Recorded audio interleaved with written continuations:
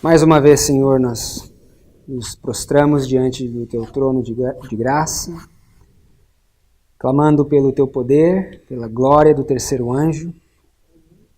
Que tolice achar que não há glória nessa mensagem. Temos experimentado essa glória por tantos anos, Senhor. Nós Te louvamos por isso. Abençoa-nos mais uma vez e que o Senhor venha nos encher da plenitude do Teu Espírito ao corrermos com os nossos dedos sobre as Escrituras. Prepara-nos para receber o Teu santo dia e abençoa-nos com as bênçãos sabáticas. Em nome de Jesus, amém.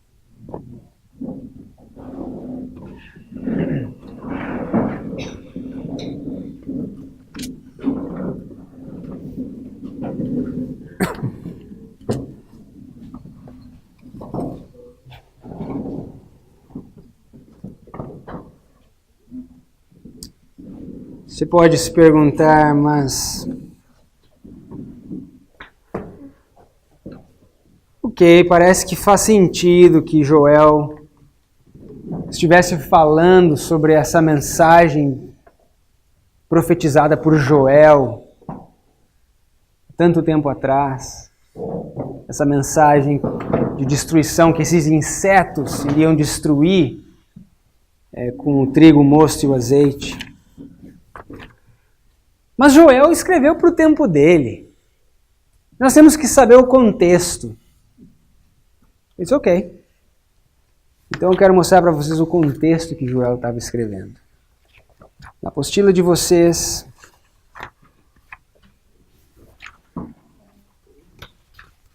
na página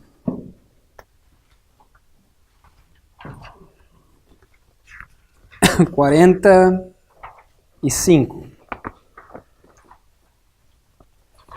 Página 45.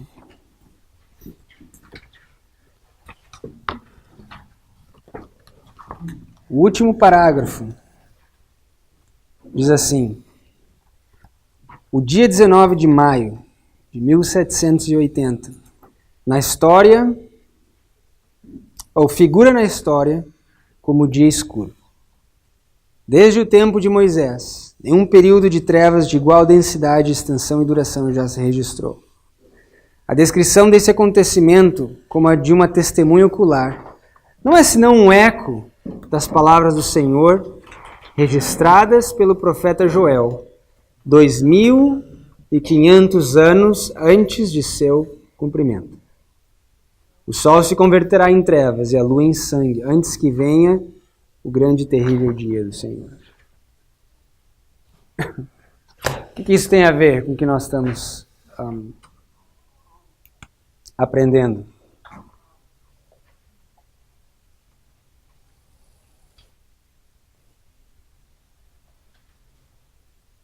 Qual é o ano? 1780.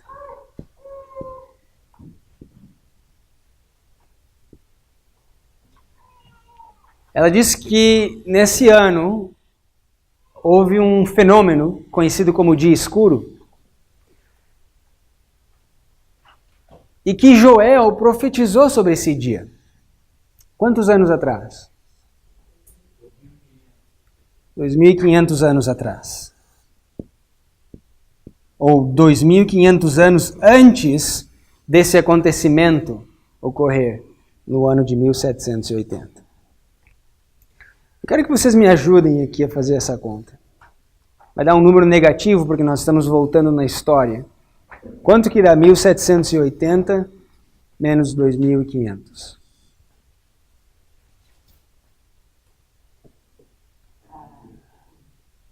Hum?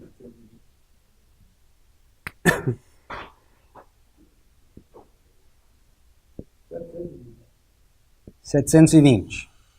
Eu vou botar mais ou menos 720, por quê? Porque nós temos que considerar o ano zero, nós estamos voltando na história. Mas é mais ou menos nessa época, 720, 21. Lembrando que nós estamos, ao contar os anos, nós diminuímos Vamos dizer que o ano de 720, 21, se encontra mais ou menos aqui.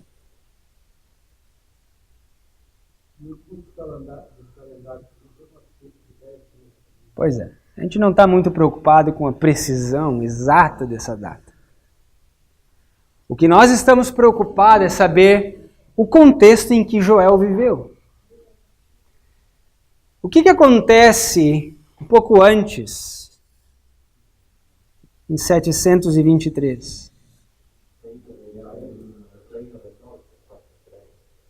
Queda de Efraim. Quando você sabe essa informação e você começa a ler o capítulo, você vê uma descrição interessante no capítulo. Quase parecendo que Joel, lembrando que Joel era um profeta de Judá, do Reino do Sul. Joel era um profeta do Reino do Sul. Mas me parece que ele olhou para o que aconteceu com Israel. Aqui nós temos o começo da maldição dos 2.500 anos. Para a tribo do norte.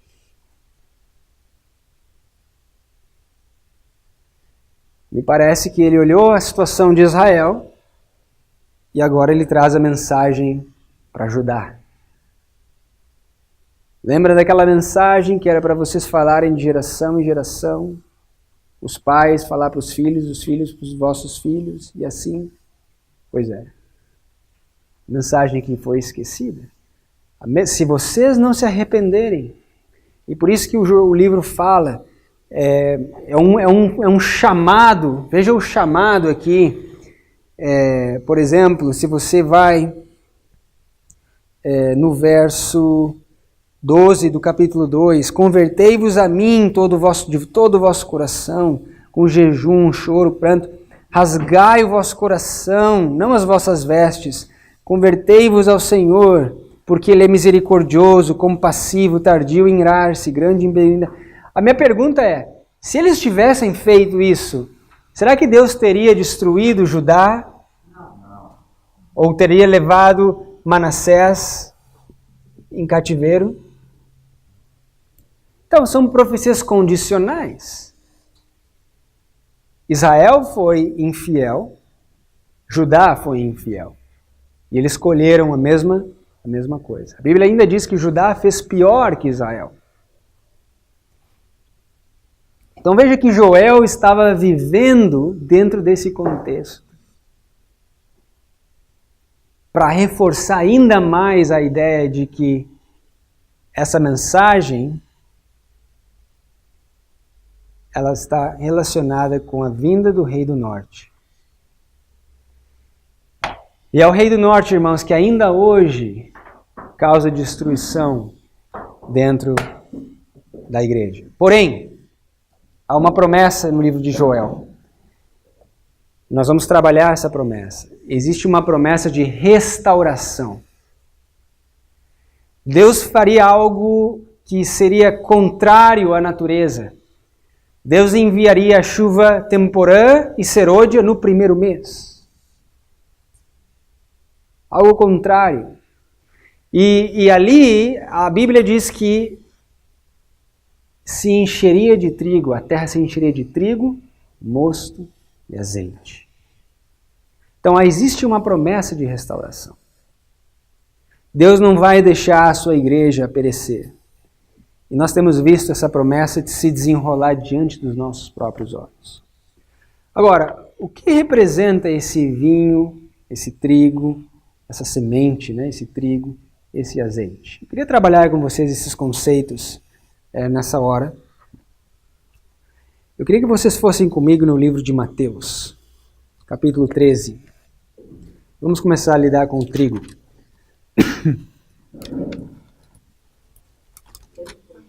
Mateus capítulo 13.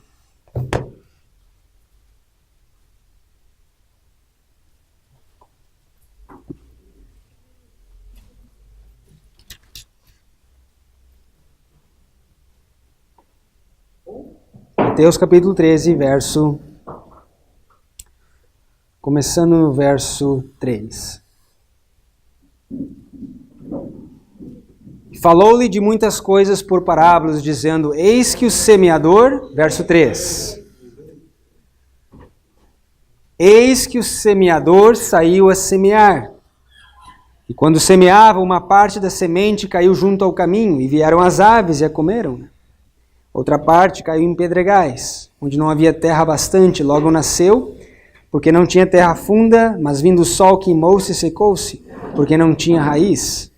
Outra caiu entre espinhos. Os espinhos cresceram, sufocaram-na. E outra caiu em boa terra, e deu fruto, um a 100, outro a 60 e outro a 30. Então, o que representa a semente aqui? Representa o Evangelho, representa a palavra de Deus, representa a mensagem que é lançada em 4 terrenos diferentes. Você tem aqui a representação dos 4 tipos de coração que existem. Coração humano. Coração humano, quando recebe a semente, muitas vezes a semente cai ao lado, e aí as aves vêm e pegam a semente.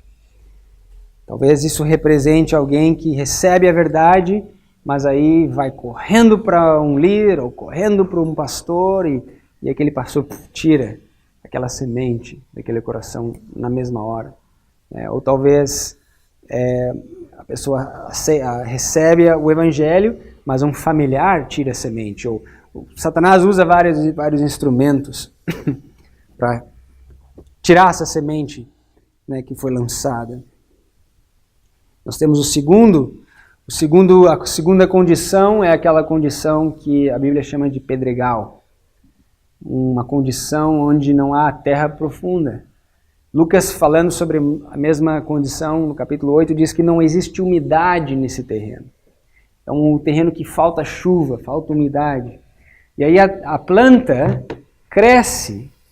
A Bíblia diz no verso 20 que esse cristão, ele logo recebe a mensagem com alegria, mas não tem raiz em si mesmo. Antes é de pouca duração. E chegada a angústia e perseguição, por causa da palavra, logo se ofende. Então esse é aquele indivíduo que adora estar nas campais, adora estar nos encontros, nos estudos.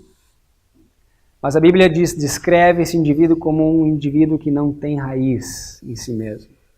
Quem é a raiz que deve nos fortalecer nossa planta?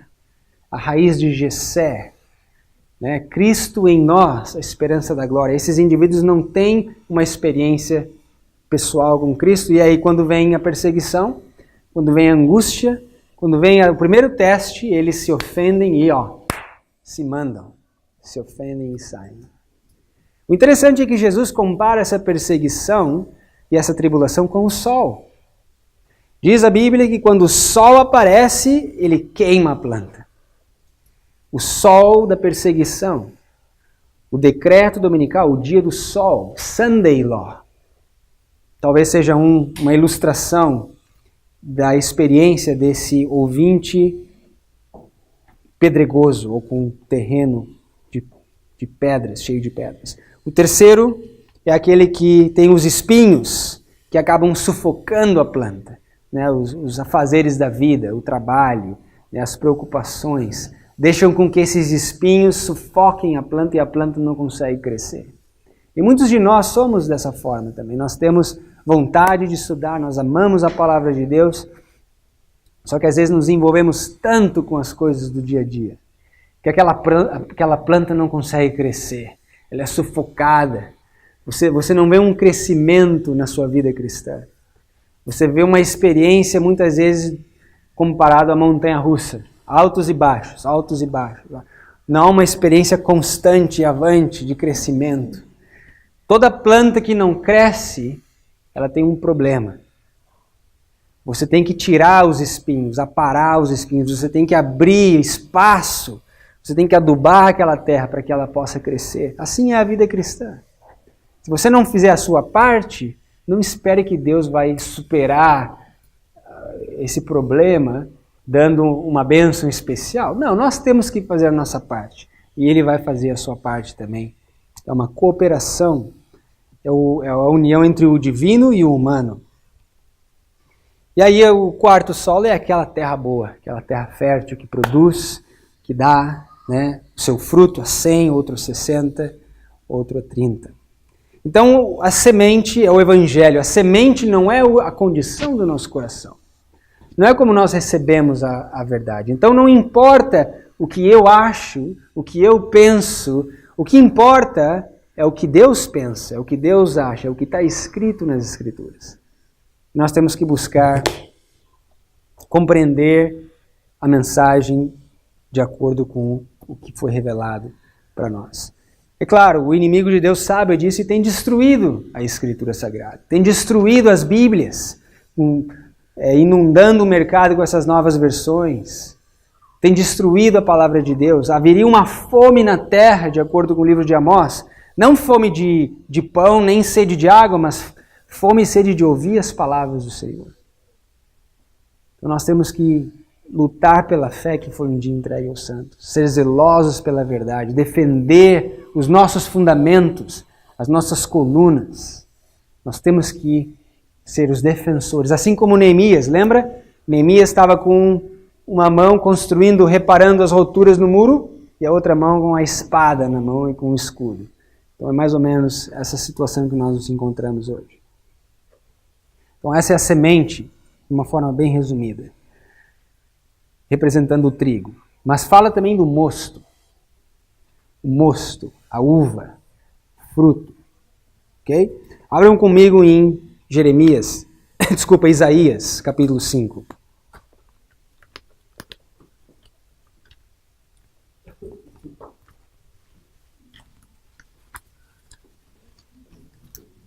Isaías capítulo 5.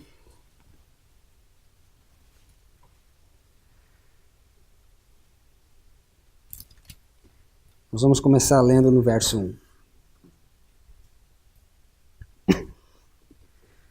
A Bíblia diz: agora cantarei ao meu amado o cântico do meu querido a respeito da sua vinha. O meu amado tem uma vinha num outeiro fértil.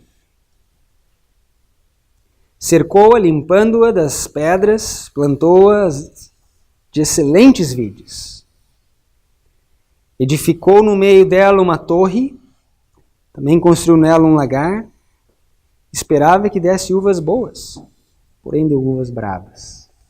Notem, essa vinha é um símbolo da igreja. Se você vai no verso 7, nos fala: porque a vinha do Senhor dos Exércitos é a casa de Israel, e os homens de Judá são a planta das suas delícias. Então a vinha aqui é um símbolo da igreja.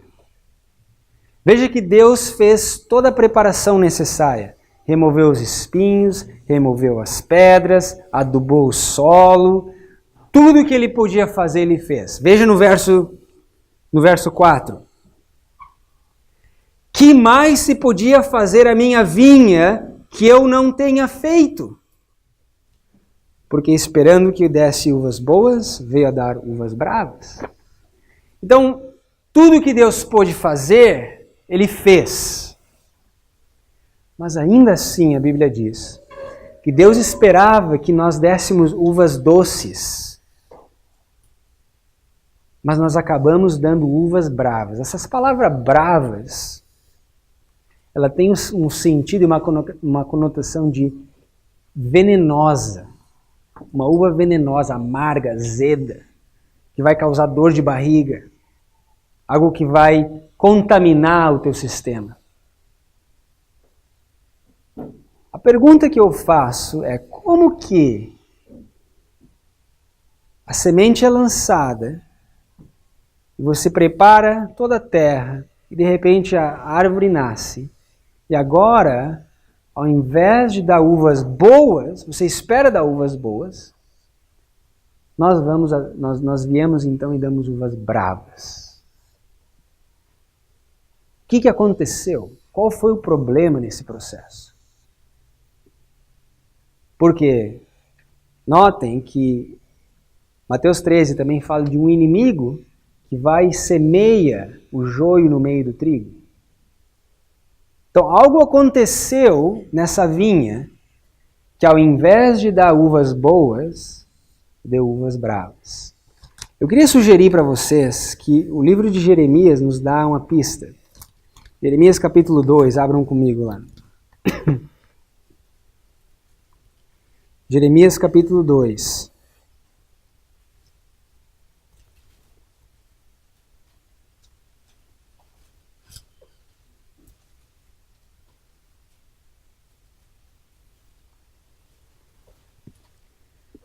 Veja no verso 20.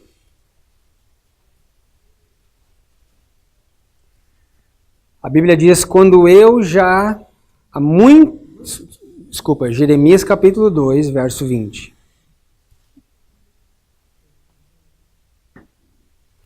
Quando eu já há muito quebrava teu jugo e rompia as tuas ataduras, dizias tu, nunca mais transgredirei. Contudo, em todo o outeiro alto e debaixo de toda a árvore verde, te andas encurvando e prostituindo-te. Eu mesmo te plantei como vide excelente, uma semente inteiramente fiel. Como, pois, te tornaste para mim uma planta degenerada, como uma vide estranha? Então aqui a pergunta também, como que é possível? Pois eu plantei essa semente. A semente era pura.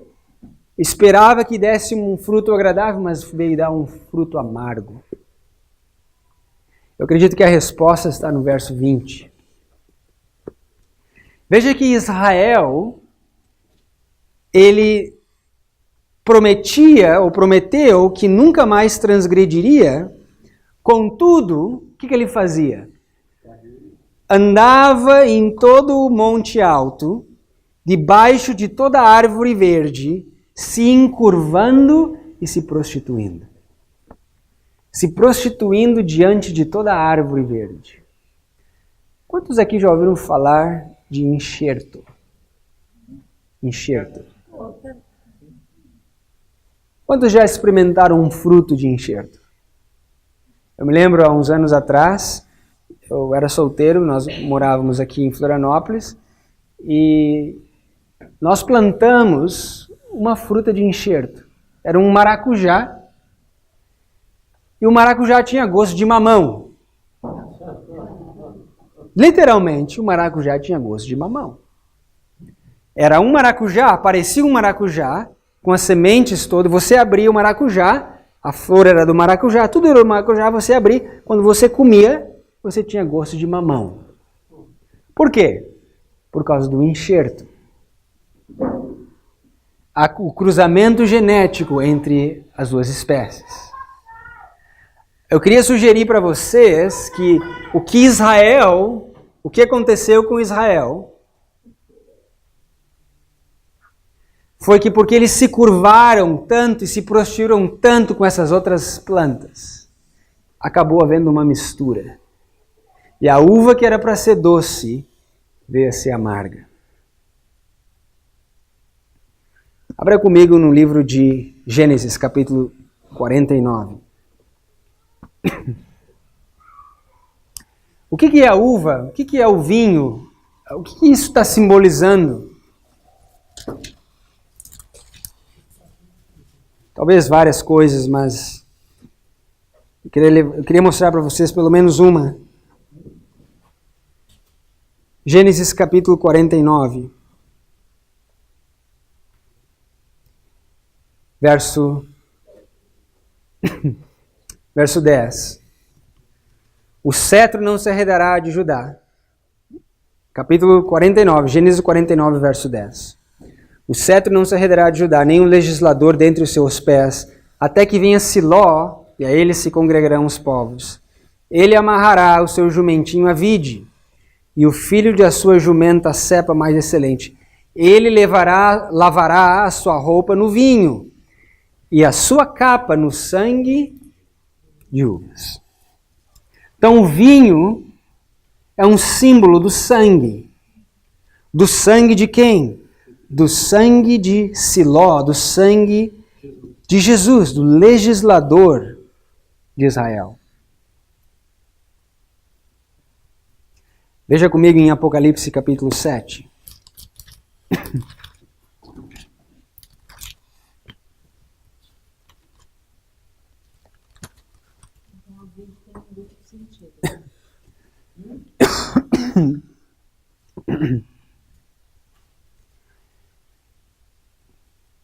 A vide definitivamente tem um duplo sentido. Ela pode simbolizar a igreja, mas ela simboliza Cristo, porque Cristo diz, eu sou a videira. É aqueles que estão conectados comigo, têm vida. Então, é claro, dentro do seu contexto, nós temos que entender o símbolo. Veja em Apocalipse capítulo 7, no verso 13. Um dos anciãos me falou dizendo, estes que estão vestidos de branco, quem são e de onde vieram? E eu disse-lhe, Senhor, tu sabes. E ele me disse, estes são os que vieram da grande tribulação e lavaram as suas vestes e as branquearam no sangue do Cordeiro. Então os 144.000 vão lavar as suas vestes no sangue do Cordeiro. O sangue representando a justiça de Cristo. E veja no verso 8 do capítulo 19, Apocalipse 19, verso 8. Apocalipse 19, verso 8. Foi-lhe dado que se vestisse de linho fino, puro e resplandecente, porque o linho fino são a justiça dos santos. Então esse linho fino, que representa a justiça dos santos, foi lavado no sangue do Cordeiro. Notem que não diz a justiça de Cristo. Fala que o linho fino são a justiça dos santos. Eu queria fazer uma aplicação, porque a forma que eu vejo hoje esse vinho se tornar amargo, uma das formas, é quando nós pegamos a justiça de Cristo, esse sangue maravilhoso que nos dá poder para vencer, não só para perdoar os nossos pecados, mas para vencermos. E nós pegamos esse sangue e tornamos amargo. E começamos a dizer coisas como, nós vamos continuar pecando até Cristo voltar. Nós não temos que nos preocupar com isso. Deus é justo e misericordioso, Ele vai nos aceitar como somos. E essas doutrinas que nós temos visto cada vez mais popular entre o meio adventista. É impossível vencer o pecado. Nós vamos cometer os pecados involuntários. E blá, blá, blá, e blá, blá, blá. Você acha que essa ideia vem de onde? Será que essa é uma ideia adventista? Será que essa é uma ideia que é apoiada pelo Espírito de profecia? Não sabemos que não. Você pode olhar 2, 3 textos e você vai ver que isso não é uma ideia adventista. Essa ideia vem de onde? São os bichos, são as lagartas, são os gafanhotos que estão comendo o trigo, o mosto e o azeite. Falando no azeite, veja que eu estou dando uma visão geral para todos nós. Para nós entendermos o que está realmente passando, o que está acontecendo dentro da igreja. Por que nós não escutamos essas coisas mais dos nossos púlpitos? E nós vamos, o meu objetivo não é simplesmente apresentar esse quadro dramático e problemático, mas sim, eu quero apresentar a solução, a restauração. Deus tem um plano de restauração e esse plano já está em ação.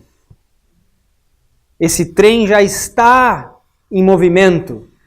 Basta nós pularmos no trem para ir continuarmos nesse trem. Para nós finalizarmos o azeite. O azeite. Zacarias. Zacarias capítulo 4.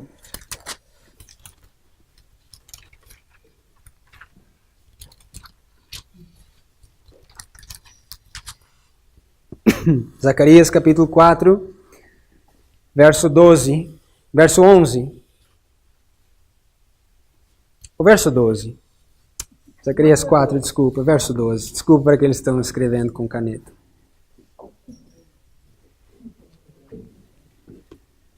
Zacarias capítulo 4, verso 12. Respondeu-lhe outra vez e disse: que são aqueles 2 ramos de oliveira que estão juntos aos 2 tubos de ouro que vertem de si azeite dourado? Ele me falou dizendo: não sabes tu o que é isso? E eu disse: não, Senhor meu. Então ele me disse: estes são os 2 ungidos que estão diante do Senhor de toda a terra. Então aqui Zacarias compara esse azeite, esses 2 tubos, com os 2 ungidos. Nós sabemos quem são esses 2 ungidos, certo? Muito bem. Aonde nós encontramos essa... Apocalipse 11. Vamos lá então. Apocalipse capítulo 11. Capítulo 11.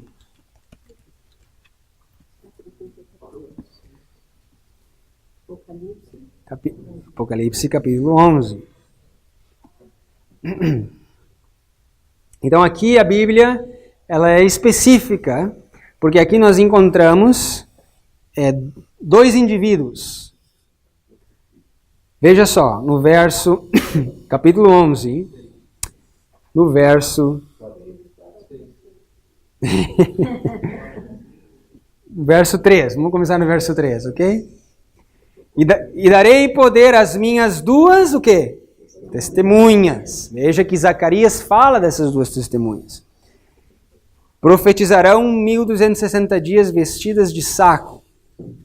Essas são as 2 oliveiras, os 2 castiçais que estão diante do Deus da terra. Zacarias capítulo 4, a mesma coisa. Se alguém lhes quiser fazer mal, fogo sairá da sua boca e devorará os seus inimigos. Se alguém quiser fazer mal, importa que assim seja morto. Estes têm poder para fechar o céu, para que não chova nos dias de sua profecia, e têm poder sobre as águas para convertê-las em sangue, e para ferir a terra com toda sorte de pragas, todas quantas vezes quiserem. Então, nós sabemos que essas 2 testemunhas representam 2 indivíduos. Um teve poder sobre o céu, orou para que não chovesse, durante 3 anos e meio, durante os dias da sua profecia, 1260 dias. Elias foi aquele que cumpriu essa profecia. E nós sabemos também que se refere ao outro profeta, Moisés, que teve poder em converter a água em sangue e também trazer pragas ao Egito. Então aqui nós temos a lei e os profetas. A lei e o espírito dos profetas, o espírito de profecia. O que nós entendemos sobre o espírito de profecia? O espírito de profecia é o mesmo espírito que se manifestou com Moisés, com Elias, com João Batista, com Paulo, com Daniel, Ezequiel, Jeremias, Isaías. Todos os profetas receberam o espírito de profecia e nós temos ainda hoje uma mensageira especial de Deus que recebeu o mesmo Espírito. Quando nós estamos profetizando aqui as profecias, você acha que o Espírito de profecia em certo grau não está presente aqui também? Também, é o mesmo Espírito. Por quê? Porque nós usamos os escritos de Ellen White, nós usamos Ezequiel, Jeremias, Isaías. Então, é o Espírito que conduz o povo de Deus. São as lentes proféticas que conduzem o povo de Deus. E a Bíblia compara isso ao óleo, ao azeite. Agora, quando você fala em óleo e azeite, qual é a primeira coisa que, talvez, na minha mente, é a primeira coisa que vem?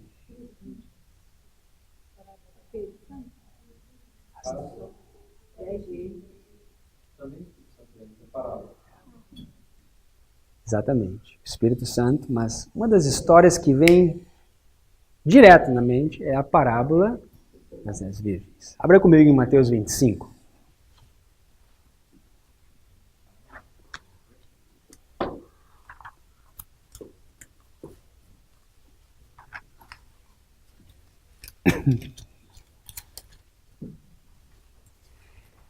Veja que a destruição interna nós vamos ver isso amanhã, como que, mais ou menos assim, de uma forma geral, o que aconteceu e como que Deus vai restaurar esse vinho, esse mosto, esse trigo, esse azeite. Mas nós vamos perceber que a parábola das 10 virgens ela é uma parábola especial. Porque é uma parábola específica para o movimento adventista. É algo especial, é uma parábola já para os maduros. A senhora White disse que as virgens elas não eram hipócritas. Nós sabemos que tem muitos hipócritas dentro da igreja. A parábola das 10 virgens não são para esses, não se aplica para esses hipócritas. Porque as virgens, elas não eram hipócritas. Elas amavam a verdade, elas gostavam de estar nesses acampamentos, elas seguiam a verdade, elas tinham as lâmpadas na mão. Elas tinham azeite dentro da lâmpada. Porém, algo faltou. Aquele azeite na vasilha. Aquilo faltou. Então veja que a parábola é uma parábola específica para aqueles que se dizem seguir a Cristo, esperar o noivo, estão esperando o retorno de Cristo, talvez sabem os eventos, reconhecem que o casamento está prestes a acontecer e estão esperando o noivo. Para você ser uma virgem já na Bíblia, você já começa a selecionar um grupo específico. Porque uma virgem não se contamina. E você vai começar a perceber que você já exclui um grande grupo de adventistas nesse primeiro passo de você pensar numa virgem que não se contamina com doutrinas erradas, com questões erradas, você já exclui muita gente. Então, o ponto é que a parábola das 10 virgens, nós temos que olhar essa parábola e aplicar na nossa vida. Ok. Vocês sabem a parábola, né? Todos nós sabemos. Eu não vou me demorar muito, porque o Gustavo vai tomar todo o tempo para explicar. Já explicou bastante hoje também.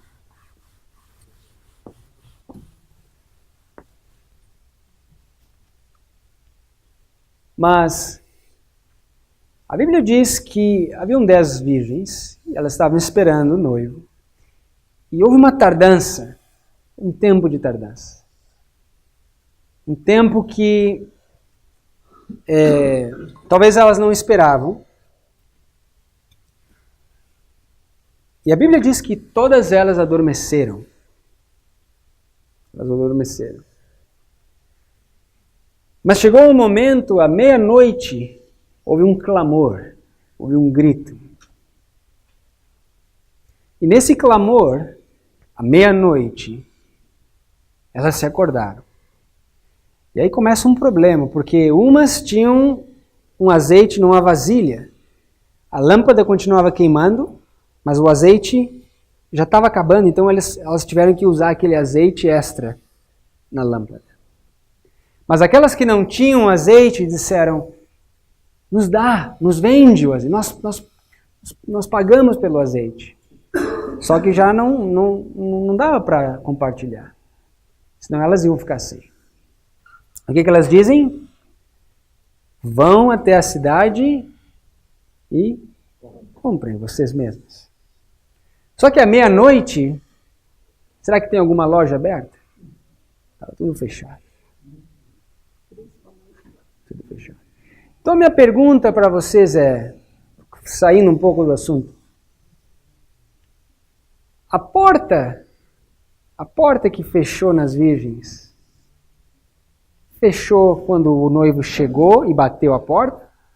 Ou, quem sabe, fechou um pouco antes? Porque, veja bem, eles acordaram à meia-noite, mesmo que eles quisessem buscar o óleo, não estava tudo fechado. Quando que fechou a porta? Fechou à meia-noite? Ou fechou, quem sabe, quando o noivo chegou e bateu a porta? Veja que nem a porta, na verdade, ela fecha antes da meia-noite, porque no momento em que você dorme, A Bíblia não compara a morte ao sono. Quando você morre, você vai ressuscitar, seja para a ressurreição dos justos ou dos ímpios. O seu caráter vai ser o mesmo que você tinha antes de morrer. Momentos antes de morrer, você morre, o seu caráter, quando você ressuscitar, vai ser o mesmo. Então, quando você dorme à noite, você faz a sua oração, você dorme tranquilo. No outro dia, você diz assim, eu já fiz bastante oração ontem, já fiz uma comunhão muito boa com Deus ontem, agora eu vou levantar e vou embora, vou tocar o meu dia. É assim que você faz? Não. Você precisa o quê? Você precisa se reabastecer. É como se você estivesse nascendo de novo. Toda vez que você acorda, é como se você estivesse acordando da morte, você precisa de comunhão, você precisa se abastecer, se alimentar. Então, na verdade, a porta fecha, talvez muito, muito antes do que nós imaginamos. Interessante é que o elemento que fez a separação foi o Espírito de profecia. Esse elemento, esse óleo, o Espírito Santo, também é um símbolo do caráter. Mas nessa aplicação, nós estamos vendo, representa os tubos de Zacarias capítulo 4. A lei e os profetas. Eu queria encerrar com uma história. Uma história que talvez fosse a minha história favorita quando eu era criança. E eu me lembro que eu ficava escutando e repetia essa história toda noite. Porque me fazia bem, por alguma razão. E essa história se encontra no livro de Jonas. Abram comigo no livro de Jonas. Mas nós só vamos ver o final da história, por uma questão de tempo.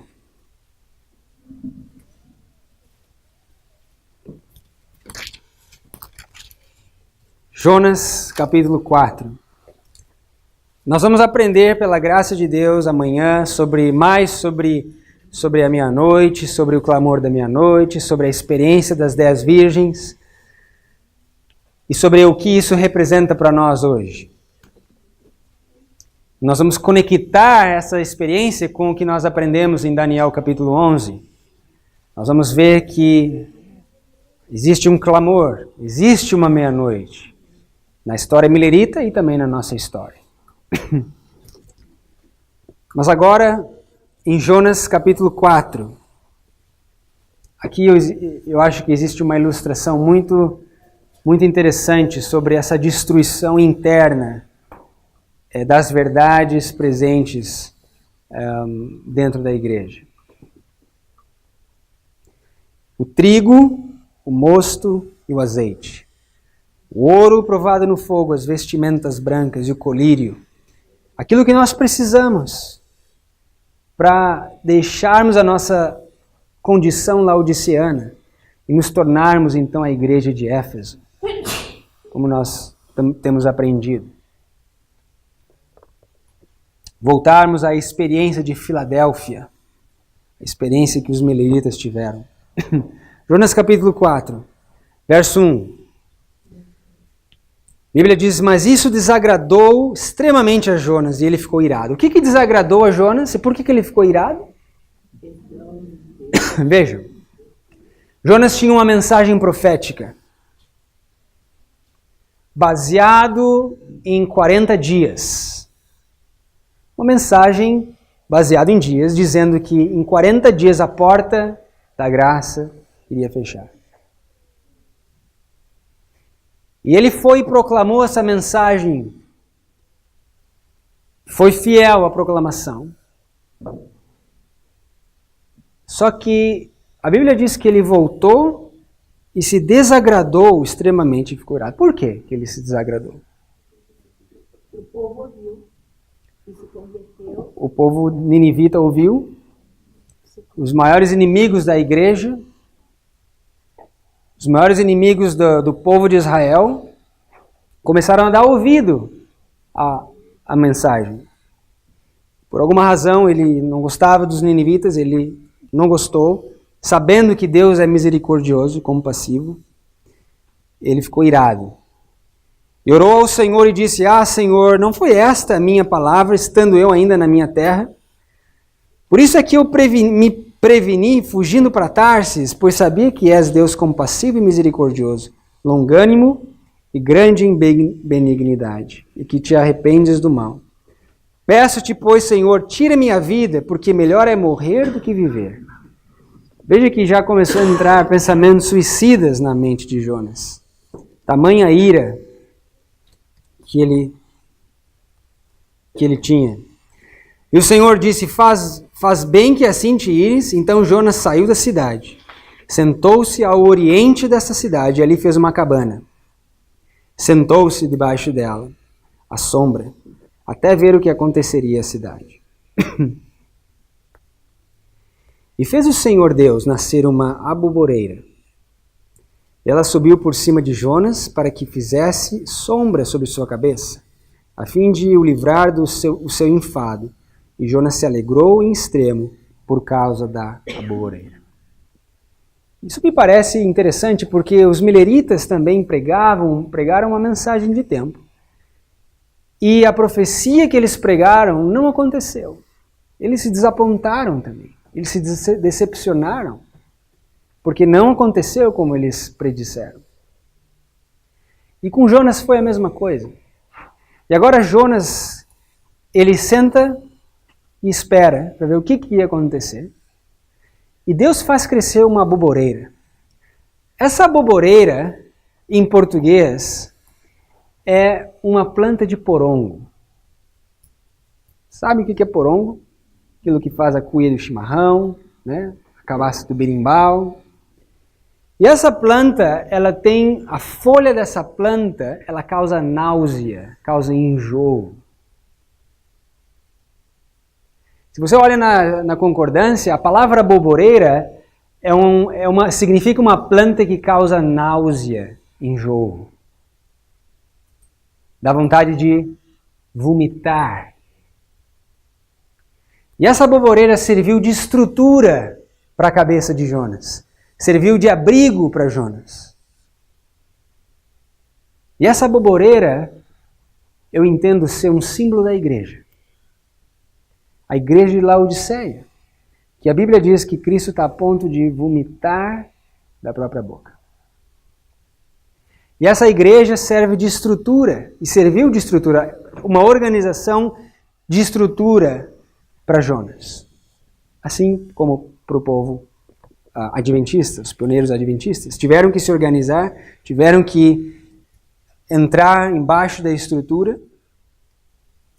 Mas no verso 7 acontece algo interessante. Deus enviou um verme, no qual, no dia seguinte, ao subir da alva, o qual feriu a aboboreira, e esta se secou. E aconteceu que, aparecendo o sol, Deus mandou um vento calmoso oriental, e o sol feriu a cabeça de Jonas, e ele desmaiou. E desejou com toda a sua alma morrer, dizendo: melhor me é morrer do que viver.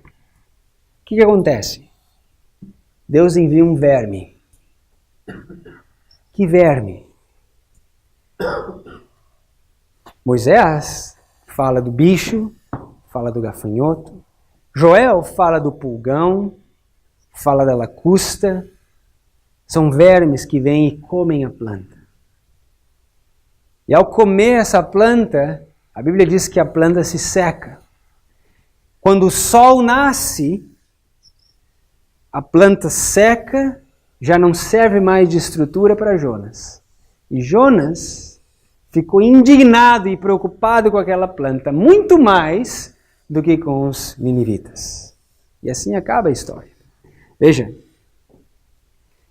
Jonas diz: melhor me é morrer do que viver. Então disse Deus a Jonas: fazes bem que assim te ires por causa da aboboreira?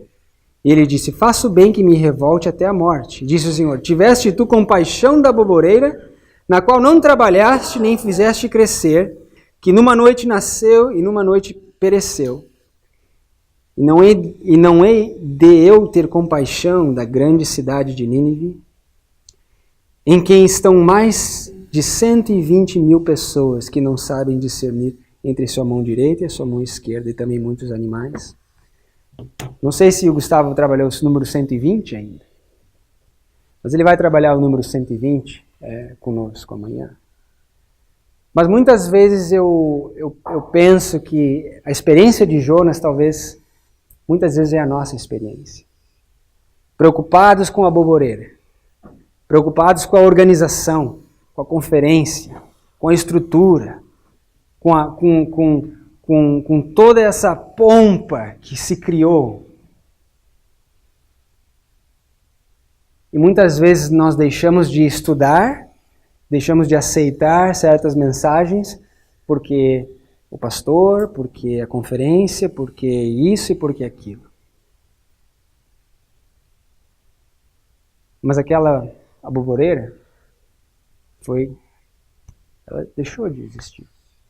Assim como os judeus, os discípulos tinham essa mesma mentalidade de que, Senhor, nos fale quando que vai acontecer essas coisas, pedra sobre pedra, não ficará nada. Me fala, Senhor, quando será o fim do mundo? Na cabeça dos discípulos, a conferência, a organização, era a destruição disso seria o fim do mundo.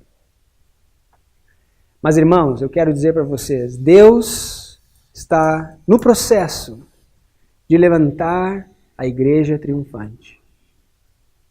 A igreja militante vai secar.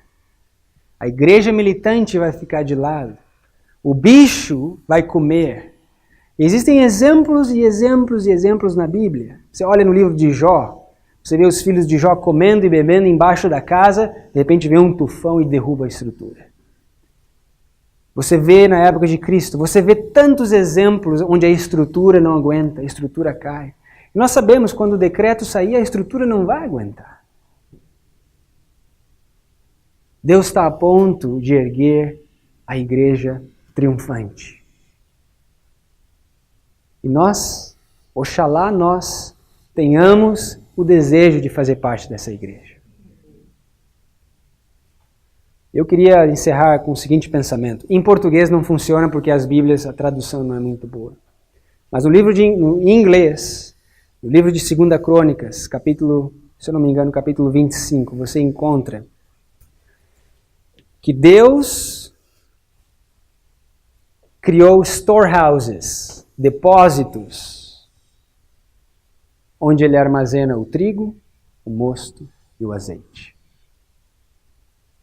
E no livro de Malaquias, no capítulo 3, no verso 8, a Bíblia diz, trazei todos os dízimos e as ofertas a storehouse, a mesma palavra.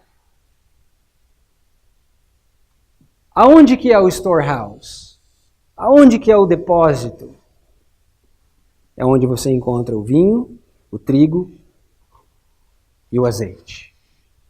Esse é o lugar. Onde você encontra a verdade que é o lugar de você apoiar com o seu tempo, com os seus recursos, com os seus pensamentos, com as suas orações. A boboreira, irmãos, vai secar. E o pensamento de Jonas é um pensamento de muitos de nós. Mas nós temos que entender que Deus está levantando uma igreja triunfante. As we speak. Ou no mesmo momento em que nós estamos falando. Amanhã nós vamos continuar e vamos entender como que Deus vai restaurar esses três elementos. O vinho, o trigo e o azeite. Novamente, a última geração. Para que então a igreja realmente possa se erguer como um exército poderoso. Vamos orar e eu já pego a sua pergunta. Porque nós estamos atrasados para... Ok.